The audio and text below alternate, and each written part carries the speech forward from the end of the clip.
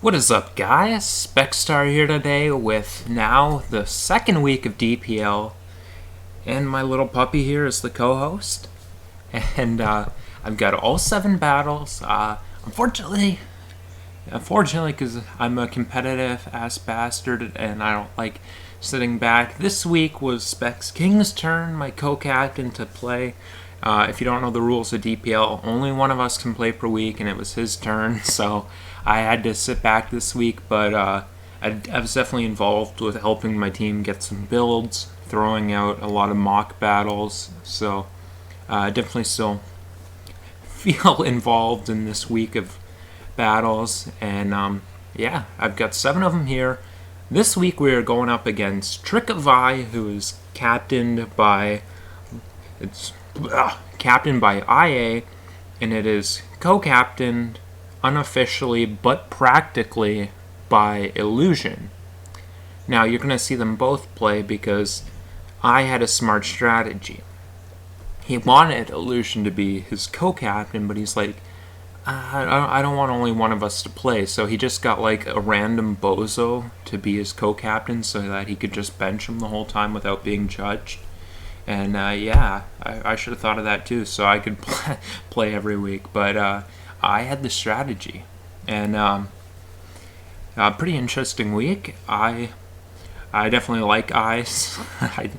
I'm gonna say that word or that sound at least so much it's gonna trip me up, but I do like eyes, so I don't derive pleasure from causing him pain. But after our unfortunate 0-1 start, this is a must-win week, so if they gotta suffer so we can win, then bring on the pain.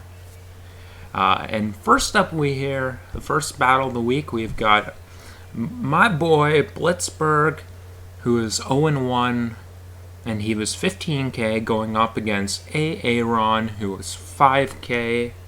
Don't know his record.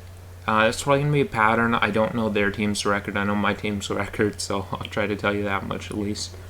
But without further ado, let's get this show on the road. They're going to lead off with Torn. We lead off with our Hydreigon. They click knockoff as we go into Steela. They show the Life Orb. We protect to get just a Scout on. And they taunt. We go for Air Slash, get a little chip. They go into Uxies. We go into Diancie, so we're just going to get our rocks up. Then we get a Diamond Storm the thing. We need to attack it while it's setting up. Put a good smack on it. Interestingly enough, we're going to activate its Wiki Berry, which is pretty interesting. But since we got the Diamond Store boost, Psyshock's doing nothing. But unfortunately, Thunder is not only landing, but paralyzing, so Blitz pulls the switch into Hydreigon on this Psyshock and gets a kill with Dark Pulse there. They bring in Mimikyu, which prompts us to go into Amoonguss. Blitz goes into Diancie, expertly scouting for the never-ending Nightmare, which, you know, not trying to brag, but I did bring a Ghost DMZ Mimikyu in the mock, so, you know, maybe I had some involvement in that play, maybe not. Bragging, not bragging. Not. I just gotta try to feel like I had a part in this week while I'm sitting on the bench. Blitz is gonna bring in the Amoonguss Clear Smog, get crit. Have to go into Celesteela here, get the attack drop, but that doesn't matter since it's not got a physical attack. But missing Leech Seed does matter. They go for they go for Shadow Claw and then Play Rough, and that was kind of a weird move. I don't think that thing's in range of Dark Pulse right yet, so if they're going for Play Rough, that means they're not only predicting us to go into Hydreigon here, which was not the play, and also have Darkinium Z, or I guess potentially Specs, but you know, I guess I probably wouldn't be saying this if it worked out, but I don't think that was the right play. But you know, hard to make the right play in this situation. Play Rough does miss. You know, kind of bullcrap, but you know, that's Pokemon. You know. They bring in the Torn on our Hydreigon and just sack off the Torn. Then they bring in the Heliolisk to Volt Switch on the Hydreigon to bring in Pelipper. Blitz goes for his Pummeling here, which just pretty much to use it. It didn't have anything else except for maybe hitting Heliolisk and killing it there. Then we'll see the Pelipper go down. Hydreigon just claiming lives. What has it got? 4 KOs at this point? I believe so. Swampert's going to come in, go for some power-up punches, take the thing out. Goes for Waterfall. Fortunately, it does not flinch. They're not damp rocks, so either way we would have... Actually, that's not fortunate. They weren't damp rocks, so we would have just outsped it the next turn anyway. That didn't matter. Fortunate anyway. I don't like flinches. They're 8s. Zam is going to go for Psychic on Heliolisk, and Zam and Heliolisk will both go down as Heliolisk has the Life Orb. So we're going to start off up 1-0 with Blitzburg, winning his second game here, going 2-0. Fun fact, Blitzburg was the first person in this DPL season to win a game in both Gen 7 and Gen 6, so definitely an interesting little start for him. There were a few plays in that game I questioned, but overall, I don't think it was a poor performance, just one we wound up winning. I think Blitz had better prep and played a bit better, so we were fortunately able to take that one. Next up here, we've got the game I'm sure a lot of you are most interested in, when we've got my friend, my co-captain, my African-American, as the president would say, ToxaSpecs Kaing, going up against none other than Joey Pokeaim in a Gen 6 battle. Specs Kaing rocking with the Slowking, Rotom, Mega Charizard Y, T-Tar, Exca, and Quillfish. Joey having Mega Diancie, Hitmontop, Excelgor, Nidoqueen, Talonflame, and the Kyurem. So, what was I going to say?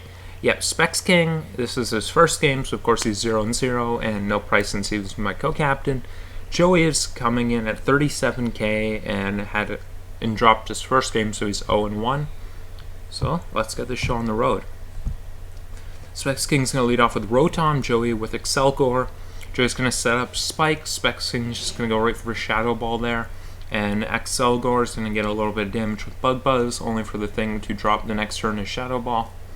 He brings in Diancie. Specs Kaing is just going to want a Shadow Ball here.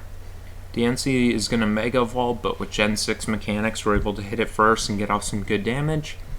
We bring in Slowking. Diancie then shows Protect. Slowking goes for Scald. Diancie will then go into Kyurem, as Slowking opts to actually double out into Excadrill, so pretty good play there from my man Specs Kaing. This is a more advantageous position. Kyurem's going to go for Ice Beam as he just decides to spin off the Spike. They don't have another Spiker, so those are gone for good, which is nice. They do so to potentially get up rocks and T-Spikes, depending on Queen's set. They try to sub up, Iron Head will break the sub. Goes for another Iron Head as Hitmontop comes in, which will of course force it out. We bring in the Quillfish as he goes into Nidoqueen. We go for Waterfall, and that will flinch it, which is unfortunate. Quillfish was actually Shookaberry, if I'm not mistaken. I believe Quillfish was Shookaberry, so the Queen wouldn't have killed the Quillfish, but it definitely could have got off some quality damage, so unfortunate there, but when you play 7 games, there's going to be a lot of damn hacks all over the whole set of games, so. Kyurem's going to come in as my boy Specs Kaing's going to opt to set up some spikes. Kyurem will sub up as he goes for Toxic. I'm not sure if I stand by that play. I feel like subs seem pretty obvious, especially since Kyurem's faster in this thing. He might have thought that Quillfish was actually going to be faster, but I don't think it was that speedy, so I'm not exactly standing by clicking Toxic there, but you know, I'm sure he had his reasons. Kyurem will go for Ice Beam on the Quillfish and freeze it, which is unfortunate, but I guess the thing did avoid an Earth Power from the Queen. And then we bring in T-Tar on this thing. It does seem to only have Ice Beam as an attacking move, which would tell that Toxic is probably on the moveset. He does go for it on the Tyranitar here, and Tyranitar goes for Rock Tomb to accurately break the sub. They then bring in the Hitmontop as T-Tar goes for its rocks, which is nice there, although it does have the option to spin them away as we go into Charizard. It will go for the spin, but now Charizard is in and looking quite threatening. They go into Nidoqueen as Charizard's going to Mega Evolve and click the Flamethrower, so Zard's going to get a nice KO there. Then they bring in DNC, which is of course going to force us out. Does an Excadrill, which is unfortunately here going to be, well, after the Protect you're going to see it's going to be 2 KO'd, so a little iffy on doing that, but it does give Slowking the chance to come in. They go to Hitmontop as Spex King's actually going to click Psyshock, and it is going to get a crit, which, you know, unfortunate again, but bound to happen eventually in this whole series of games for someone. T-Tar's going to come in on the Kyurem, which is going to sub up. T-Tar is just going to click the Rock Tomb to break the sub as Kyurem will roost, getting itself up to full, seemingly particularly interested in seeing us get Toxic our way down. Although we're supposed to be the toxic ones. I mean, TOX, that's our tag. That's a bad joke. That's a dad joke. But you know what? I'm standing by it. No backing down. T-Tar's going to go down. Kyurem's at half. Charizard's going to come in and click the Flame Charge. Interestingly there. Kyurem actually goes for Roost. And Charizard is going to click the Flamethrower here, doing a lot more than Kyurem is able to roost off here, so Kyurem's going to have to choose between Ice Beaming, Toxicing, or I guess switching, but probably wouldn't want to. It goes for Toxic, unfortunately misses. I don't think it would have been able to get in range of Brave Bird anyway, but Talonflame comes in and bulks up as we click Ancient Power. Ancient Power, we're going to find out later, a very max roll would have, well, not very max, but a high roll would have been able to take this thing out, but more likely not to, and it didn't there. Talonflame's going to roost off. We continue to go for Ancient Powers, and this thing isn't roosting off too much, so there's definitely the chance to get a boost going on if we go through all our Ancient Powers. We've went through quite a bit of them, but instead we are going to get a crit, which, I mean, they were kind of playing with the numbers there, but still, crits are definitely annoying. But what's not annoying is my boy Spex King moving us to 2-0 with his 3-0 victory. You know, game, a little RNG. I wouldn't say it was stolen or anything. I still think Spex King would have won without that stuff, but I wouldn't say it's 100% on either side. We don't, all of what we can come up with is just theory modding, which basically is no good for anyone, but we will move on to 2-0 with their 3-0 win here, which is great. Definitely a good start for the series, and kudos to my boy Spex King for winning his first game there. First game on our team with this series. And next up we've got Will the Most, who will be taking on Ray of Ray. That's his name. I feel like I should add more after I say Will the Most, which is 3 parts, and then I just go to Ray. We'll call him Ray the Most. That's better. Will the Most versus Ray the Most. That sounds like a real matchup. Now we're cooking with something. So we are going to get this a matchup. Will the Most will lead off with Tapu Fini and Ray the Most with Tentacruel. Will's going to go right for Nature's Madness. Fini shows to be faster than Tentacruel, which is actually because the Fini is scarfed, which didn't exactly sanction that set, but you know. Torn is going to Heat Wave the Celesteela. We get the thing a little chipped. Arcanine's going to come in on the last turn of terrain, protecting from the T-Spike. Palisand comes in, takes the Flare Blitz with a Plum, as Bronzong will come in on the Palisand, which clicks Shadow Ball. We get up our rocks, and then go into Fini. Palosan's going to get up its rocks, and they go into Tentacruel. Fini goes for Surf, it does nothing. Then it's forced to switch out into Lopunny. Lopunny's going to take a Scald and get a bit of chip on it there. They're going to go to Comfey as we click Return. Comfey going to eat that a little too comfortably, and with priority it's going to force us out, especially on the last turn of Misty Terrain. Arcanine will Morning Sun up as Palosan comes in. Fini comes back in on a Shadow Ball. Fini here is going to actually switch out into Crocodile. And they go into Tentacruel. Tentacruel is going to go out into Palosan as Crocodile clicks the knockoff.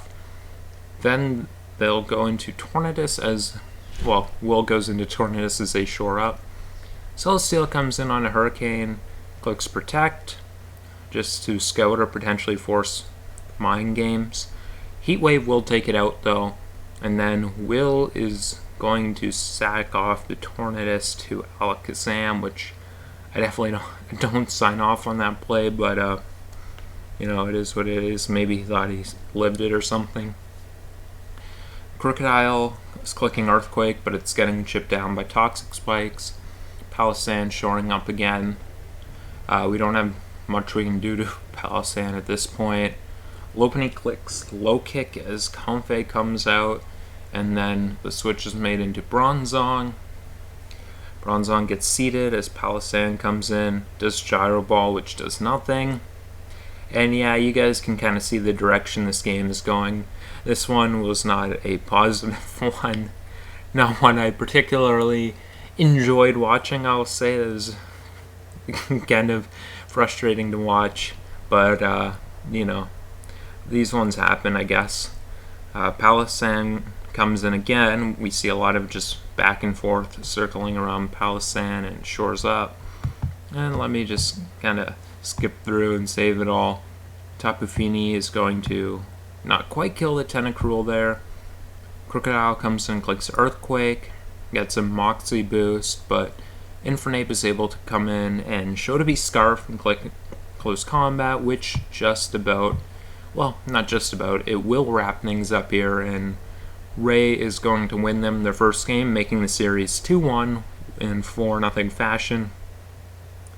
Yeah, I kind of explained my feelings on this game. I wasn't exactly pleased with this, but, it's not just about losing, it's kind of in the fashion in which it happened, but I'm not going to go too far into that.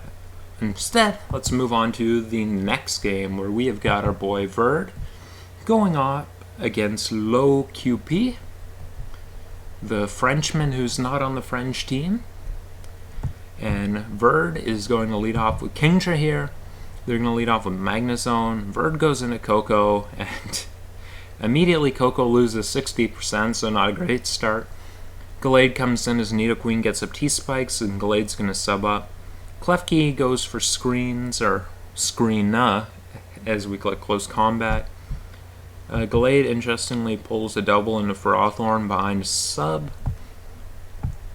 Not exactly sure why, but I'm sure he had his reasons. Ferrothorn comes in, fails to see the Serena. Pelipper comes in on the Serena. Magnezone comes in, and now something's going to take a ton from this goddamn thing. It's going to be Ferrothorn. Actually not taking that much, but losing some momentum there. Serena comes in, and then Hawlucha comes in without activating its seeds. Coco will then switch in on the U-turn. Nidoqueen is going to get up a Toxic Spike and then get hit by Guardian of Alola. Interestingly enough, the Queen showed to be Scarf Toxic Spikes, which is pretty interesting. We'll click the Nature's Madness, get some damage off on the Serena. Nidoqueen comes in and Ferrothorn expertly predicts the Poison Jab. Gallade will come in as Serena does. Gallade clicks Knock Off as Slowbro comes in and knocks off its vest. Pretty good turn there. Pelipper will come in. Then we'll see Diancie. Unfortunately, Pelipper was changed from Scarf to Charty Berry, both of which would have helped in that situation, to neither of those two things, which did not help in that situation. Kingdra then comes in. Slowbro going to eat that a little too comfortably. Kingdra clicks Dragon Pulse, not doing nearly enough. Slowbro clicks Psychic. Serena will come in on the Hydro Pump and actually eat up its Ipapa Berry, so interesting turn there. King's just going to fail to take it out with the Draco Meteor, and it's going to get a little weak synthesis in the rain as Coco is foddered off here to get up the terrain for Hawlucha. And this is basically, this was desperation time. Klefki is going to come in and click Reflect before T-Wave, which I don't think was particularly the right play, but then they click T-Wave the next turn as we are paralyzed, and then the following turn we're going to miss a Jump Kick. But basically after, actually maybe Reflect was the right play because they don't have any speed, so I'm going to be fair to them there.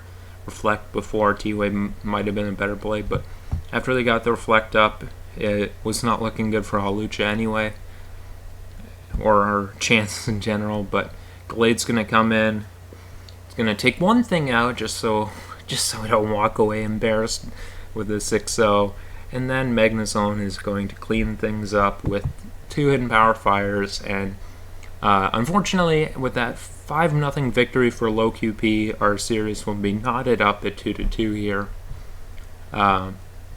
Not the way we wanted the next 2 battles to go off after we started 2-0, but we have got in this matchup here our boy Vesuvius trying to get us back in the winning column against their unofficial co-captain, the Illusion, the Mr. Illusion. And yeah, let's just get this in the row. We've got 2 dirty balanced teams here. We're in Gen 6 again for this one. And we are going to lead off with the Therian Landorus, and they lead off with Tyranitar.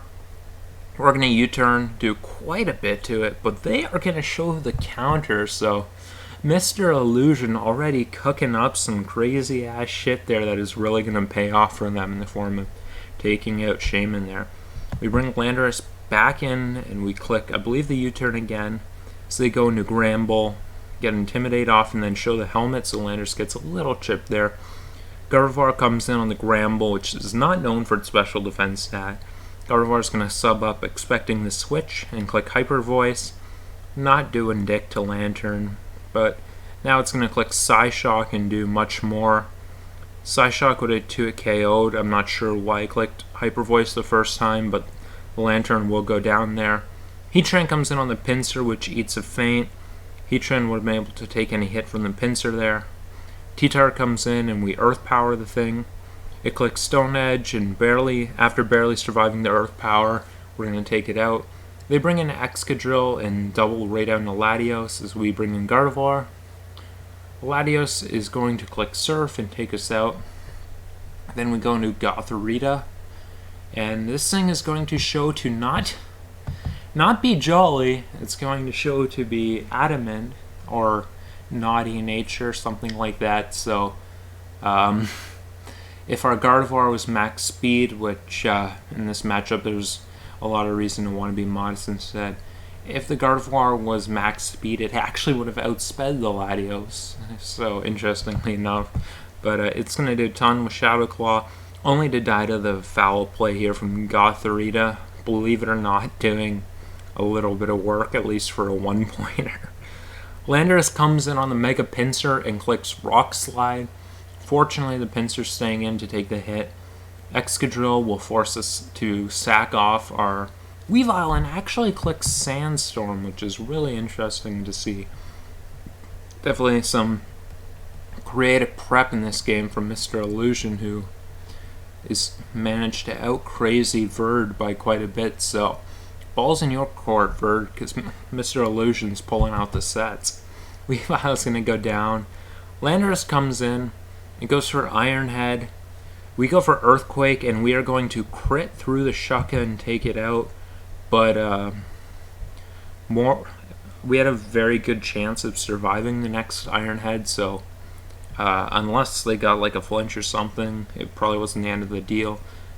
Or probably wasn't the biggest deal. I don't know if hacks that prevents a chance to hacks is really hacks, so not the worst one in the world. Gramble comes out, takes quite a bit from Landorus, and that will put it for sure in range of Heatran, which is going to click Flamethrower. And with this close and pretty fun game to watch, less so when you have emotional investment in it, but it's a pretty fun game to watch between these two. Vess is going to move on to 2-0 and bring us back in the lead, 3-2 in the series. And Vess has now taken down the opponent's best ORAS player 2 weeks in a row, so the man's cooking right now. Hopefully he can keep that train a-rolling as we go down the season. Him stepping up has been pretty great for the team. And yeah, let's move on to the next one here. It's 3-2, so we need to win one of our last 2 games here. And giving us our first shot at this, we have our boy Tristan versus their boy Clutch Sometimes. Well, let's see if this is one of those times. They lead Crook, we lead Suicune, and as they go into Togekiss, we have a free Scald. We're going to burn that thing, so if it's Hustle, not doing as much damage. They go for T-Wave as we go into Nidoking. That's what we like to call free rocks as they go into Kyurem Black, and we get up our rocks. Suicune will come in on the Kyurem Black for a lack of a better switch in. Kyurem Black will Declaw and then Fusion Bolt. We're going to Roar it to get a better matchup here and then get Kyurem weak into the rocks. Metagross will come in and we're going to click Scald. Not going to burn there, but we will be able to protect to get ourselves out of range of another Fusion Bolt. So they go for the Fusion Bolt here, and we go for another Scald. And we're not able to burn it, but as they roost up here, we get our third chance, and you know what? Third time's the charm, but they got the Lumberry. So that was definitely an interesting show there. They were, I guess, ready for Suicune versus Kyurem. Tristan going to try to protect his way all the way back to 48 unsuccessfully. Terrakion comes in, and they bring in the Crocodile and the Terrakion. They have the Chobble Berry, but that ain't a switch in, so that thing is going to drop down. Now they bring in the Togekiss. Obviously not something we want to stay in, but we call that a free Nidoking. They go into Kyurem Black as we click our Sludge Wave, if I'm not mistaken. We do. They're going to barely hang on, and we go into Terrakion, actually predicting them to want to roost up. Instead, they Dragon Claw, so we're going to click Close Combat here and take the thing out. Then they bring in Metagross, that's going to force us out into Hydreigon, which hopes to put a little bit of pressure on. They go into Togekiss, hoping that we're Scarf, but we're going to show it with the leftovers and be able to take this thing out with Flash Cannon. Burn potentially actually mattering there. I'm not sure about the calcs, I don't know if it did, but maybe the burn on Togekiss was actually nice without it being Hustle. Hey, maybe it was Hustle, we just didn't get to see it. But Hydreigon now in against Suicune, and they go into the Lopunny on the Dragon, or the Dark Pulse. We take that damage. I guess they might have been thinking about it switching. Not exactly sure. We bring in Togekiss, our Lopancer, and throw off a T-Wave. We'll catch some Metagross with it, and then bring out Nidoking.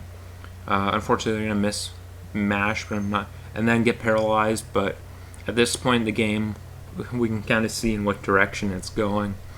Lopunny is going to be able to come in and take down the Nidoking with the return. Togekiss is going to come back in and click the Roost as they go into Suicune. They're going to go for Calm Mind. We're going to have a few turns of Air Slash here until eventually they rest and we go into Hydreigon safely. First order business is taunting the thing. We need to slowly chip it down, but with the aid of a crit there, we're able to brisk in the pace a little bit with another crit there, which, you know, yeah, unfortunate, but we just needed to get the thing in range of our banded Terrakion in close combat, which I don't think was too tall of a task. And we do have the Mega Alakazam in the back, of course, too. And then with Lopunny in, we're going to go into the Togekiss, paralyze that thing. In Gen 6, it's 100% accurate, and we're going to learn that Air Slash was not 100% accurate, and have Terrakion come in to clean up the game. And we're going to win 2-0, which will bring us up 4-2, and we're going to win that series, moving our series record to 1-1, which not the ideal, but it's a lot better than 0-2. So, you know, had a few road bumps on the way, but I think we're starting to get things moving, and I think that the rest of the season is going to look a lot better for us. But we do have one game left, and it matters for our differential, which can help decide who gets into the playoffs. So we are not taking this game unseriously. Which is another way of saying we will be taking it seriously, as Turk is going to take on IA here. And yeah, this was a matchup we were not so confident in. It was a pretty tricky-ass matchup for Turk. You know, this team, Metacham, what did I say about Metacham in 8-mon format? It's either busted or it misses. Well, this matchup, it's just busted. We didn't have that much we can do about it. That Pokemon in 8-mons, people don't listen to me. That thing is the shit. That's a top-tier mega. People don't listen. They got to. But we'll see if we can do... We'll see what we can do despite it. Mammoth goes for the Protect. I don't know how to go about justifying that move, but we won't get our free rocks up, so we take these. We'll then go for our Overheat and knock the Mammo down to its Sash. They'll then return the favor and bring us down to our Sash. They're shown not to have the Ice Shard, which makes it a pretty interesting set. So Nape will get the kill, then Coco will take out the Nape. Then Drudagon comes in, we'll bring out the Landorus on it. Drudagon's going to go for a Glare and paralyze us. Get up its rocks. We're going to get paralyzed there as it goes for Dragon Tail. We bring in Skuntank here. Not exactly what we wanted to get tailed out into, but Skuntank's going to unsuccessfully go for Sucker Punch. Drudagon. I am not on point with speaking right now. Drudagon being able to click Earthquake on the Skuntank. Landorus back in, paralyzed, unfortunately trying to Earthquake the thing again. It will Dragon Tail us out and then paralyze Tangrowth. I is well-ass aware that Thunderwave, or Glare in this case, was busted in Gen 6. Throwing it off on every damn Mon. Metachan is going to come in. Skuntank's going to get some damage off on it with Aftermath and the helmet. Drapion comes in on our Megazam as Turk goes for barriers. Gets up another one, and they go for Toxic. I spoke to I after it. I'm like, someone brought out the barrier Zam against you in a mock battle, didn't they? And he's like, yeah, low-Q did. So they knew about this threat. It actually did pretty damn well in a lot of mocks we had, but unfortunately for us, it apparently also did well in mocks they had, so they knew about it and they came well prepared for it, so that's definitely great preparation on their behalf. Metacham's in on Suicune here. Suicune's going to go for Scald, going to be able to burn the thing. Isn't that hot water quite wonderful? Suicune was able to take the thing out. They bring in Coco. We go into Tangrowth. Coco is going to Volt Switch out into Hawlucha. On the Hawlucha, Tangrowth is going to click the Shockwave as they go for Acro. And then we're going to go for Shockwave again. Nope, Geka Train here, but they roost up. Now, as they're roosting here, our play was to go into the Landorus.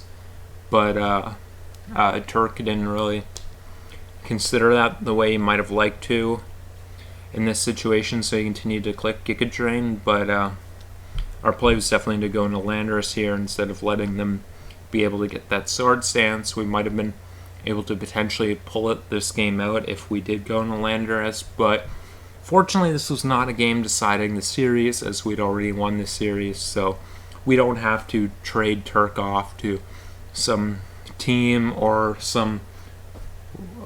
What do you do? Where would you trade him?